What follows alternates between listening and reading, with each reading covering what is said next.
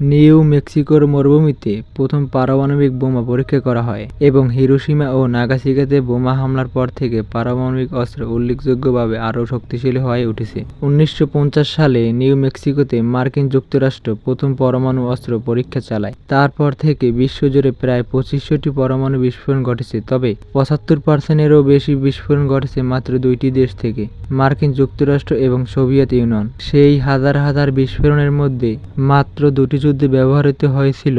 দ্বিতীয় বিশ্বযুদ্ধের সময় মার্কিন যুক্তরাষ্ট্র কর্তৃক হিরোশিমা এবং নাগাসাকিতে ফেলা বিস্ফোরণগুলি কিন্তু আধুনিক অস্ত্রের তুলনায় ওই বোমাগুলি ছিল খুবই ছোট্ট। হিরোশিমার বোমার ক্ষমতা ছিল 15 কিলো মেগাটন, অর্থাৎ 15,000 টন মূল্যের টিএনটি বিস্ফোরণ ঘটায়। নাগাসাকিতে ফেলা বোমার বিস্ফোরণের ক্ষমতা ছিল প্রায় 21 কিলোটন। কিন্তু পারমাণবিক অস্ত্র আসলে কতটা বড় হতে পারে?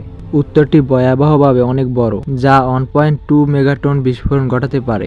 স্কেলটি বুঝতে হলে মনে রাখুন, 1 মেগাটন হলো 10 লক্ষ টন টিএনটির সমান এবং তা হলো 1000 কিলোটন সমান। হিরোশিমার বিস্ফোরণের তীব্রতা ছিল মাত্র 15 কিলোটন। এর মানে হলো B83 তার চেয়ে প্রায় 80 গুণ শক্তিশালী বিস্ফোরণ ঘটায়। এই স্কেলে বোঝা যায় যে বোমাগুলি যে বিশাল শক্তি উৎপন্ন করতে পারে তা কল্পনা করাই কঠিন। তাই আমরা তুলনা করি মাউন্ট এভারেস্টের আকার এবং সাধারণ বাণিজ্যিক বিমানের গড়ের উচ্চতার সঙ্গে। ক্যাসেল ব্রাভো বোমা মার্কিন যুক্তরাষ্ট্রের পরীক্ষিত সবচেয়ে বড় পারমাণবিক অস্ত্র, যা 15 মেগাটন বা হিরোশিমার প্রায় 1000 গুণ বেশি বিস্ফোরণ ঘটায়, কিন্তু তাও এখন পর্যন্ত বিস্ফোরিত সবচেয়ে বড় পারমাণবিক অস্ত্রের তুলনায় ছোট্ট। 1971 সালে অক্টোবরে সোভিয়েত ইউনিয়ন মানব ইতিহাসের সবচেয়ে বৃহৎ মানবসৃষ্ট বিস্ফোরণ ঘটায়। তারা নোভোয়া জেমিলিয়া নামে পরিচিত ভূখণ্ডের টাসার বোম্বা নামে পরিচিত এই যন্ত্রটি বিস্ফোরণ ঘটায়। বোমাটি 50 মেগাটনের শক্তিতে বিস্ফোরিত হয়েছিল, যা হিরোশিমা 3333টি বিস্ফোরণ বোমার সমান।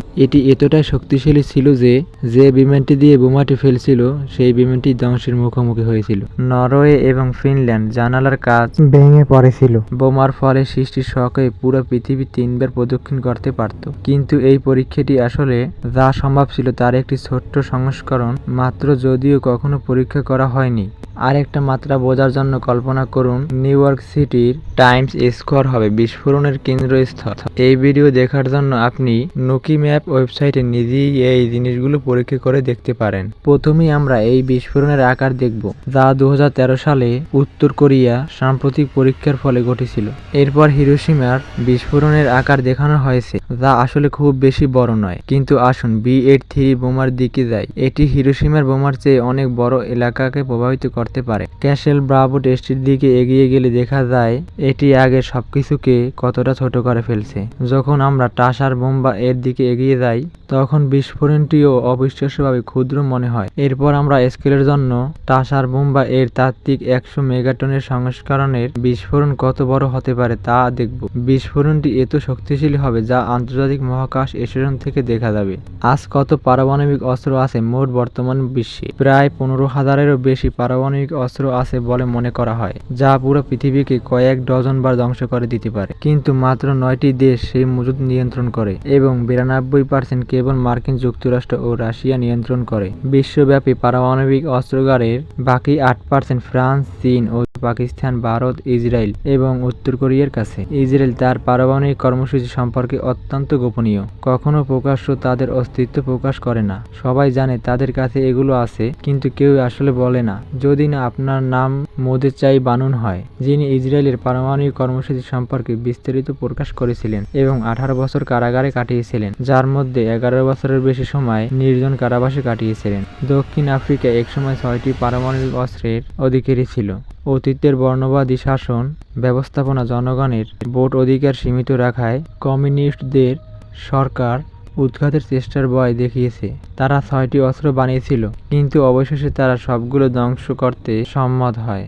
ফলে দক্ষিণ আফ্রিকা একমাত্র দেশ যারা পারমাণবিক অস্ত্র অর্জন করে এবং পরে স্বেচ্ছায় তা ধ্বংস করে। ইউক্রেন, বেলারুশ ও কাজাকিস্তান 1991 সালে সোভিয়েত ইউনিয়ন থেকে স্বাধীনতা ঘোষণা করার পর অল্প সময়ের জন্য পারমাণবিক অস্ত্রের অধিকারী হয়েছিল। ইউক্রেনের ক্ষেত্রে বিশেষভাবে বিব্রতকর, কারণ স্বাধীনতার পর তারা প্রায় 5000 পারমাণবিক অস্ত্রের মালিক হয়ে ওঠে, যা অল্প সময়ের জন্য বিশ্বের তৃতীয় বৃহত্তম পারমাণবিক শক্তিধর করেছিল এবং সম্ভবত পৃথিবীর সবচেয়ে শক্তিশালী শক্তিশালী দেশগুলোর মধ্যে একটি। পরে তারা সব অস্ত্র রাশিয়ার কাছে হস্তান্তর করে। এই প্রতিশ্রুতির বিনিময়ে তারা আশা করেছিলেন ভবিষ্যতে কেউ তাদের অঞ্চলে বা তাদের সীমানা লঙ্ঘন করবে না। এই ঘটনার পর ভবিষ্যতে অন্য দেশ তাদের পারমাণবিক অস্ত্র ত্যাগ করতে কতটা রোমাঞ্চিত হবে তা সন্দেহজনক। আপনার কেমন লাগলো এই তথ্যগুলো সে সম্পর্কে মন্তব্য কমেন্ট বক্সে লিখুন। আর এতক্ষণ আপনাদের সাথে ছিলাম আমি মোহাম্মদ সজীব। আপনারা দেখেছিলেন সায়েন্স ভাই।